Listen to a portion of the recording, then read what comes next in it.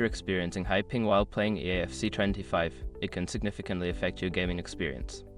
Here is a quick guide to help you reduce your ping and improve your connection. Step 1. Check your internet connection. Ensure that your internet connection is stable and fast enough for online gaming. Use a wired connection if possible, as it is generally more reliable than Wi-Fi.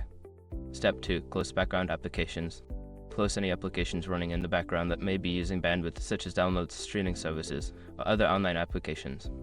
This will free up your internet connection for gaming. Step 3. Change server region. In the game settings, check if you can change your server region to one that is closer to your physical location. Connecting to a closer server can help reduce ping times. Step 4. Use quality of service CoS settings. If your router supports CoS, enable it and prioritize gaming traffic. This can help ensure that your gaming packets are given higher priority over other types of traffic on your network. Step 5. Restart your router. Sometimes, simply restarting your router can resolve connectivity issues. Unplug it for about 30 seconds, then plug it back in and allow it to reconnect. By following these steps, you should see an improvement in your ping and overall gaming experience. Happy gaming!